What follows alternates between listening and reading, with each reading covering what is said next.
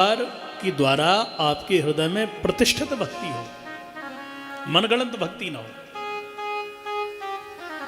जब तक सच्चा गुरु न मिले तब तक उसका अनुकरण न करे। देखी देखा मनगणंत तरीके से भक्ति कभी कभी आपके लिए भोग की ओर ले जाती है। इसलिए भक्ति करो तो आप गुरु बना करके ज्ञान प्राप्त करके ही करो। प्रेम से बोलो राधे राधे।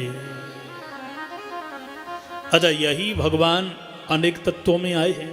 24 जो रूप हैं भगवान के, यद्यपि जितने प्राणी हैं सब ये भगवत स्वरूप हैं, पर प्रमुख रूप से 24 अवतारों में आए। भगवान सनकादि बन के आए तो इन्होंने ब्रह्मचर्य का प्रचार किया। नारद बन के आए, भक्ति का प्रचार किया। कपिल बन के आए, धरती महाराज सांख्य शास्त्र का मैया को उपदेश किया। पृथु बन के आए, धरती को समतल किया। भगवान बड़ा बन के कच्छप बन के आए, मत्स्य बन के आए, मोहिनी बन के आए, राम कृष्ण बन के आए, व्यास बन के आए तो एक वेद के 4 भाग कर दिए। 17 पुराण बनाए, 6 शास्त्र बनाए। मन को शांति नहीं मिली, क्या करूं? श्री नारद जी आ गए। दो अशांत चित्त में व्यास जी बैठे थे। नारद जी को निहार करके बड़ा पूजन किया, आसन दीने पूजन किया। और जब व्यास जी को देखा नारद जी ने तो समझ गए। चिंतित व्यक्ति अलग दिखाई दे जाता है कि कोई न कोई चिंता इसको व्याप रही है। वो चिंता सांपिन यह बड़ी जटिल जहरी नागनी होती है। तो नारद जी ने कहा, व्यासी क्या बात है? अथापि सोचस्य आत्मानम अकृतार्थ एव प्रभु। आप इतने चिंतित क्यों हो, क्या बात है? व्यासी ने कहा कि महाराज मैंने 17 पुराण बनाए, 6 शास्त्र बनाए, 4 वेद, अनेक उपनिषद, लेकिन फिर भी मन को शांति नहीं। नारद जी तुरंत समझ गए, ओहो ये बात है। सुनो, तुमने इतने पुराण बनाए, शास्त्र बनाए, वेद का भी 1 नहीं 4 भाग करके आपने शिष्य भी बना के उनको पढ़ा दिया। पर व्यास जी सत्यता यह है कि आपको मैं बताऊं कि आपने विवाह के समय गाड़ी गाई, पर सच्चा विवाह जब पूरा होता है जब दूल्हा के लिए गाड़ी गाई जाती है। सब तुमने देवताओं की महिमा गाई।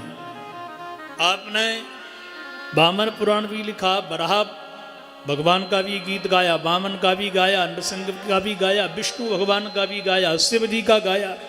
आपने सब देवी देवताओं की महिमा तो गाई, पर दूल्हा श्री कृष्ण है, उनकी तो महिमा गाई ही नहीं है। मेरे कहने से अब कृष्ण के प्रति समर्पित होकर के एक ग्रंथ बनाओ। उस ग्रंथ को यदि तुम बनाओगे तो निश्चित रूप से तुम्हारे मन में शांति आएगी। और मैं भी अशांत था। नारद जी कह रहे हैं अपने पूर्व जन्म की कथा।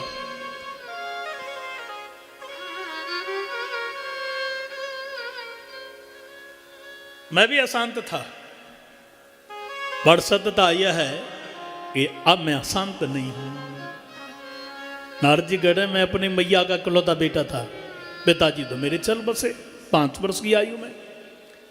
और अंततः मेरी मैया एक ब्राह्मणों की बस्ती में रहा करती थी।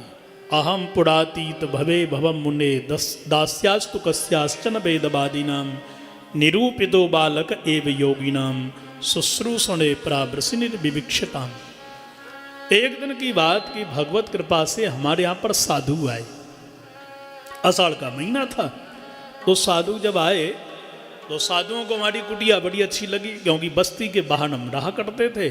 साधुओं ने कहा, बेटा यदि तेरी इच्छा हो, तेरी मैया की इच्छा हो तो हम एक दिन यहां रह जाएं।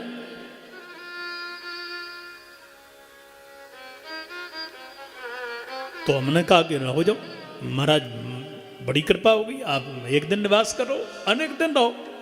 मैं भिक्षा करके लाया, संतों को हमने प्रसादी बना करके खिलाई। तो संतों को इतना बढ़िया लगा कि एक दिन नहीं, संत 4 महीने तक हमारी कुटिया पे ही रहे। मैं नित्य प्रति भिक्षा करके लाता और भिक्षा करने के बाद में बस भोग ठाकुर जी को लगाया और संतन को हमने खिलाया। यही हमारा काम चले नित्य प्रति। और एक दिन भगवत कृपा मेरे मन में ऐसा भाव आ गया कि मैं भी बाबा जी बन जाऊं तो वह नित्य प्रति मैया गीत गावे और यही विचार करे, होवे बेटा बड़ो बहु बटुआसी आवे, हौन तो सोचूं जिही गीत माता के चुगावे।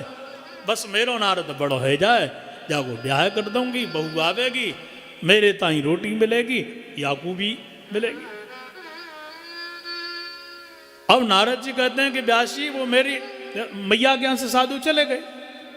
अब मैंने विचार कीनो कि यदि मैं बाबा बनूं तो मैया की आज्ञा की अवहेलना, और यदि कहीं ग्रस्त बना तो दलदल में फंस गया, करूं तो करूं क्या।